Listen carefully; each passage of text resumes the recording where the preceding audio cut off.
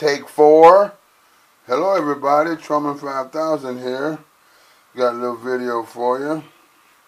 This will be my top 10 knives. I posted a picture of them on Instagram and said, hey, my YouTube buds might appreciate a video. So here are my top 10 knives. They will be in order of price, either price imagined, price paid, trade value, whatever, and sometimes you will not get a price, and those will probably be on a couple of the customs, because custom makers and their buyers generally don't tell. That aids in retail value, that aids in resale value. But if you follow the normal haunts where custom knives are sold, you should be able to get a good idea of what's going on. Okay, number 1, of course, is the Vandermeulen Intro number 20. How do I know it's number 20? Because the man told me so, and it's written along the inside of the liners here. Okay, we're talking N690 steel, blade over 4 inches, N690. This knife does not pretend to be an EDC knife. Don't whip it out in your local department store. There'll be a SWAT team there in a minute, okay? Bam, look at that smooth. Ooh, crazy, crazy, crazy. Big tab, big blade, big pocket clip, another of your recognizable pocket clips. And you say, man, that thing must get in the way. Man, it is contoured, it is smooth, and it's big, so it really doesn't get in the way. It melts in the hand. Alright, love that blade. I just like everything about this. As you know, I won this on a raffle, on a $60 investment. I've been offered $8 for it, so there's your price, $800.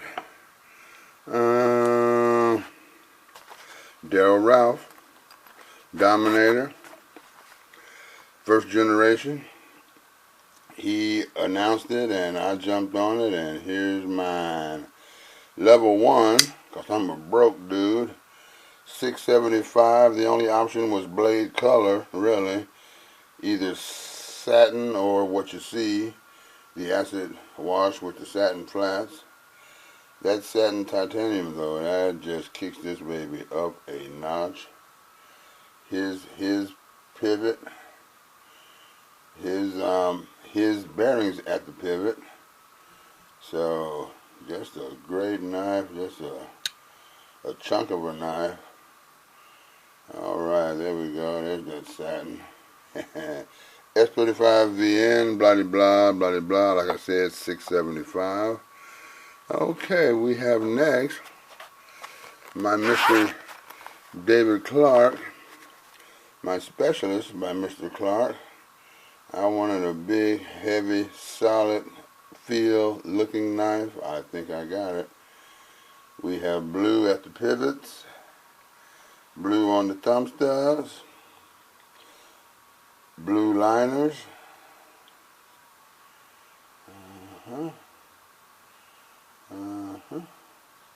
thumb stud operation, bam. A bit of a departure in the blade department. You know, the Tanto and the Sheepfoot are alright, but I wanted something a little bit different, and I believe we achieved it. Really digging that lightning strike, man. Really digging it. Really digging it. Clean. Everything nicely works, massaged.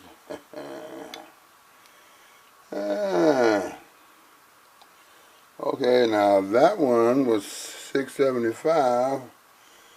I'm not going to tell you how much this one was, but I will tell you how much this one was. Okay, if you can read, you have a pretty good idea. It is the Mark IV Quayback by Mr. Jake Hoback. This is the UHEP ultra high end production, ultra high end production. Alright. Those of you in the know these come from him at $675. And I have the optional hardware on mine. The pivot. Alright. The optional pocket clip with his mark. And backspacer instead of standoffs. That package alone is $125, meaning this is a total package when new of $800. Damn, sound like I'm on the Price is Right or something. But the total price would be $800 from Mr. Hoback. This knife, I believe, is about 4 months old. Nicely, just taken care of, looked at, given a mirror's edge. Like I said, $800 you're looking at. I paid $5. So, there you go. Truman paid $5, and I have the original hardware too. So, oh man, this knife is usually in my hand, walking around the house, walking around outside. Man, I just like having it. Okay. All right, Marty Young Bobcat. There's a dedicated vid on him. Y'all know he's clean. Oh man. Thumb stud operation. Still breaking in. I can get her out there for you. See that? She's running on our washers, which I asked for. She's running with a thumb disc, which I asked for. Alright. Nice, simple, low ride pocket clip. Got a little bit of purple and a little bit of white back there popping. Purple liners. 160 thick S35VN. All you non-custom owners out there and you're thinking about it, you ought to give this dude a shot, man. Really, really reasonable. Really reasonable. Really nice knife.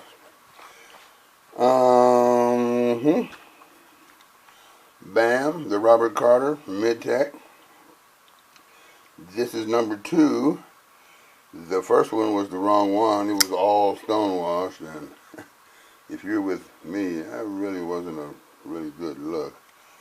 As you see, mine was bronzed. The face has been carburized or something to slow down the wear between titanium and steel.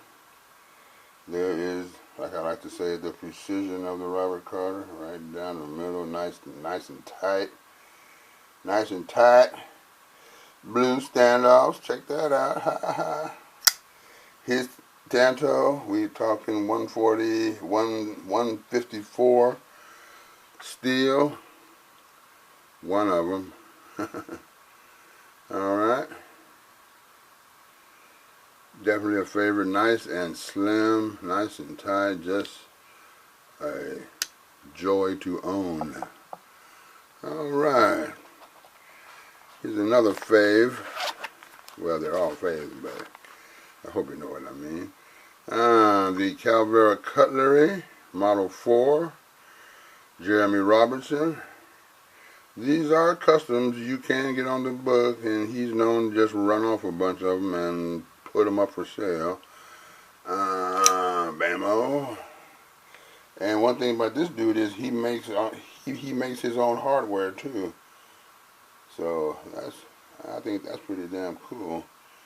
It's got your CTS HXP steel on it. Look at that fat blade, man. A fat little chunk here. Very clean, very nice. The divots have little holes in the way at the bottom of them. We have some jimping. Well, aggressive jimping styling. And it can be flipped in the open thing too. Let's see if I can get it. Hold it. Damn it. I haven't done this in a while. Yeah, there we go. But I prefer the old finger ding, okay? Bam. I gave my Liang Ma Warrior 1 and $100 for him. Okay. Limited production. Nope. Another mid-tech. The Chavez 228 Redención. Oh boy. This is the third one I've had, got, whatever. The first one was way off center. The second one, the lock bar went all the way over within the first week, all the way over. This one is that third one, and it is definitely a charm. Got a little bit of anno from California, and the backspacer and mirrored edge are from Texas. Hell, this thing got around better than me last year. Shit. There she is, the Redención. Let's see, price. Oh yeah, $450 walking out the door. Was on the pre-order, $450. I think they're $5 now. And you know, a little bit better finished. But I like my first generation one. I like how that stonewash is wearing in, looking good. The little things I've had done to it. Oh yeah. Alright. There's old bonehead. The pocket clip that sold a zillion knives. Most of us see this knife this side first. Although this is the presentation side. We usually see this side first, and when I first saw it, I know it sounds kind of silly, but I had to have the knife. And the pocket clip's cool, and the knife, well, the knife is a bargain. Alright, there's that baby is. Now we got some limited production coming. Brass blades, mini division. Number 28 of 1000 in G10. Mine. Alright, there she is. Bam. D2, like I said, G10 stainless. $300. Is there anything more to be said? Look at that blade. Look at that finish. Ooh. Man. Some people like to say, man, you pay too much for what you got. I say, do you have one? And they say no. So you know what I tell them, right? Alright. And another blouse.